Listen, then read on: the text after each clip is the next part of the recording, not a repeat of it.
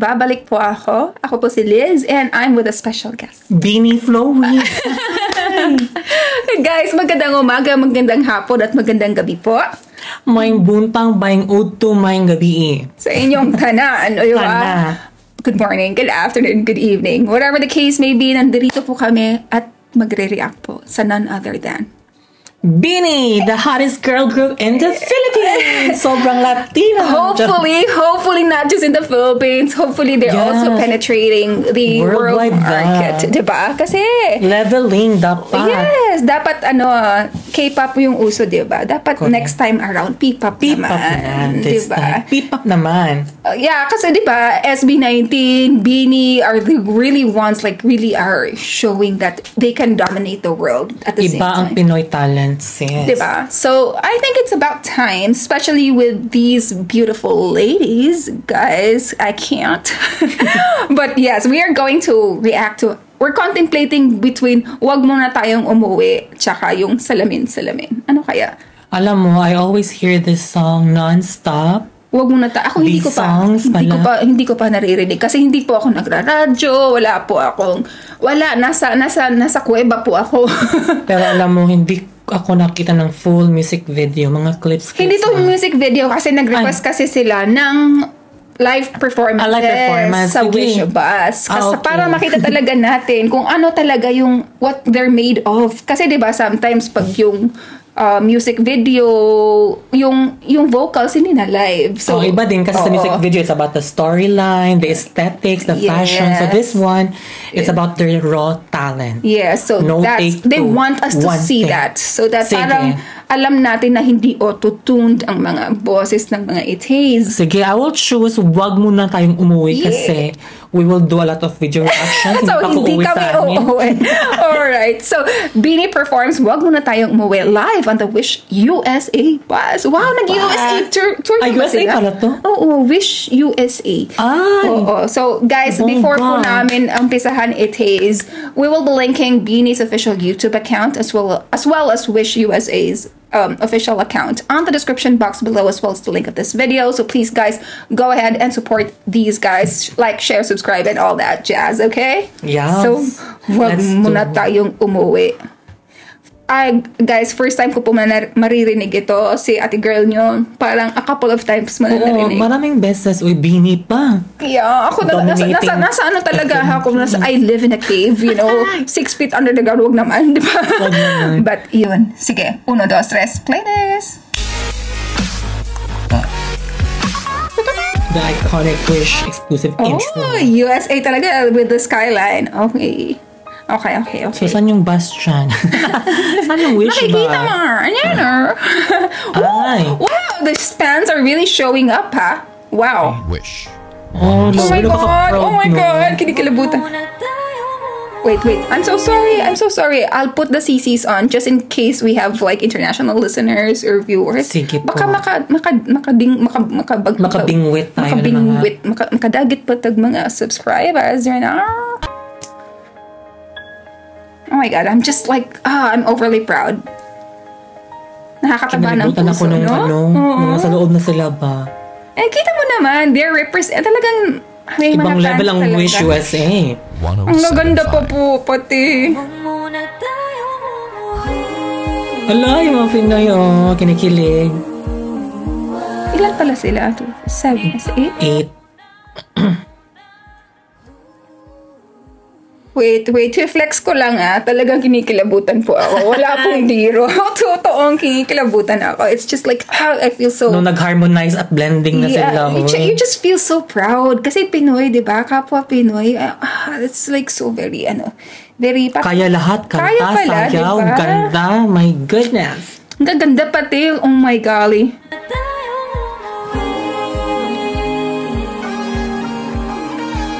This is my bet, si ate girl. Kaya ako si Colette. Bisaya yan, di ba? Sino taga Bisaya? Bohol. Yung taga Cebu dyan, eto ata, si Aya, Bingi Aya.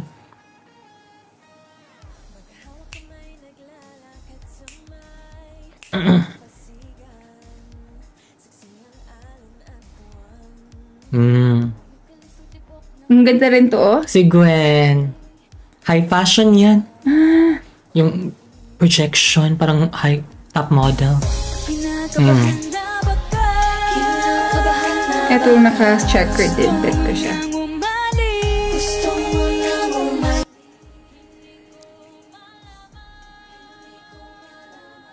Woo! Go, Colette!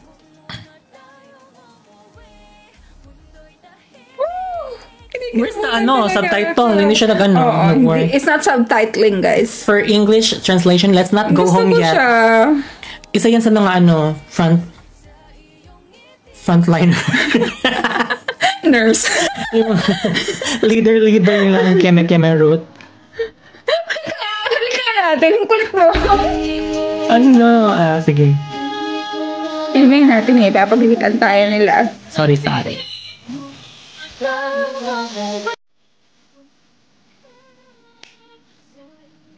Ayan.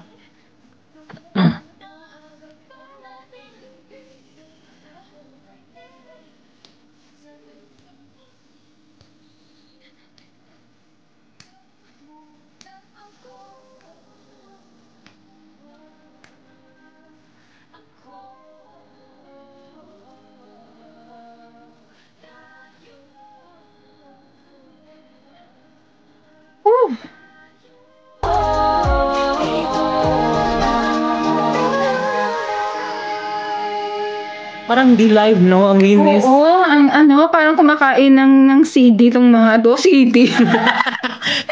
Kita ng CD,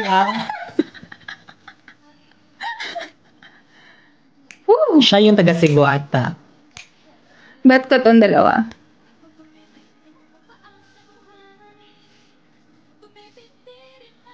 Yes, Colette.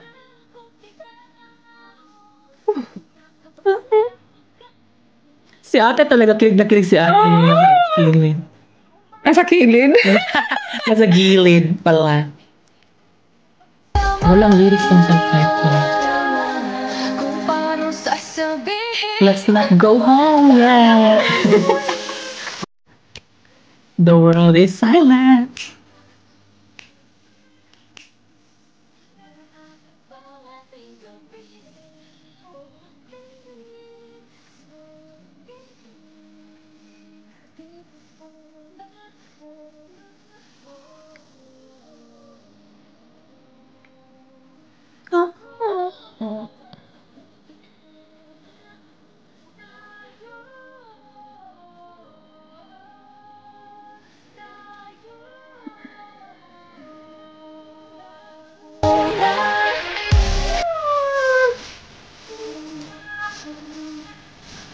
Live yun talaga? Oo, nakakaloka tong mga talent na to. Hindi na to makatarungan.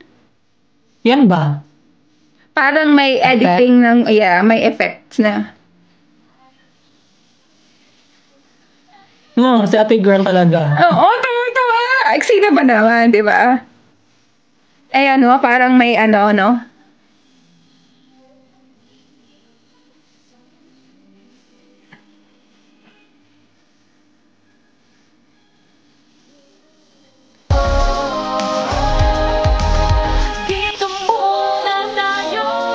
galing na to, Magaling yan siya. Siya yung isa sa mga leaders na yan.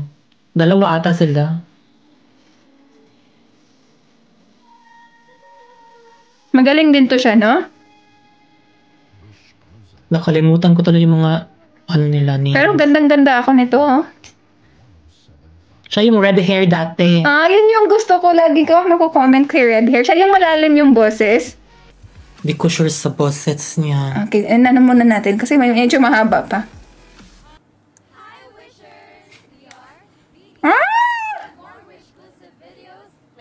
Click here. Diba? Click here. Okay. Dua Lipa levels in sila. Oh my golly. Oh my gosh. Dua Lipa pala yun. Hindi ko kilala. Oh my God. I live under the rock po talaga. Parang ikaw. Oh my gosh. Yung beauty ni Dua Lipa. Oh my God. Guys, what else can I say? Ano pong masasabi ko? Wala. Hands down. Para pong I-translate na lang natin yung meaning ng lyrics sa mga foreigner viewers. Hindi nga ako nakinig. Hindi ko nga alam kung anong message. Ang alam ko lang, wag ka munang umuwi. Pero hindi ko talaga hindi ko talaga pinansin yung mga sinasabi nila. Naging Kasi I was so yan, mga focused. friends ko, for example, may mga friends ako nag-visit ng Cebu. Pag umuwi na sila ng Zamboanga, wag mo na kayang umuwi. Grabe na yung Beanie influence talaga, guys, all over the Philippines na. And I'm so happy for them. And it's about time. Deserve, oy. Sana tuloy na. I think they should have a worldwide tour. I think they did. Hindi ko lang yung po major talaga ala SB19 levels talaga. Guys, how was like the fandom of Beanie? Anong tawag sa kanila? Blooms! Blooms! Oh my God, ang cute! Ang cute naman! Sis, nakikiano ako nung dati, nung may Jollibee card sila. Oh my gosh, really? Parang oh my gosh. Si Ang cute Gwen yung naman ang nakuha name, ko. Blooms. Yeah, like the flower blooming. Yeah, and it's Ang about time that our Filipino talent will bloom, right? Exactly. Diba? Kung makasegue si ate sa bloom, ang Dapat lang, galing. they should bloom wherever they planted. Exactly. Whether sa Philippines, Asia, worldwide, dapat bloom. blooming talaga. Ewan ko kung ano yung... Pero yung name ng concert nila is yung latest show nila Beanieverse. is Beanieverse. Yeah, diba? Beanieverse. They're about to conquer the universe. Of course, hindi lang pala world. Pati si Mars conquer, di ba? But really, guys, I am so happy for these girls' success, which is, they totally deserve it naman, di ba? Oo, ano talaga yan, hindi to... It's blood, sweat, and tears exactly, yung no? training na pagdaanan nila. So, hindi to parang anong tawag doon sa mga instant sikat? Mga instant success, mga overnight success, di ba? Yeah, no.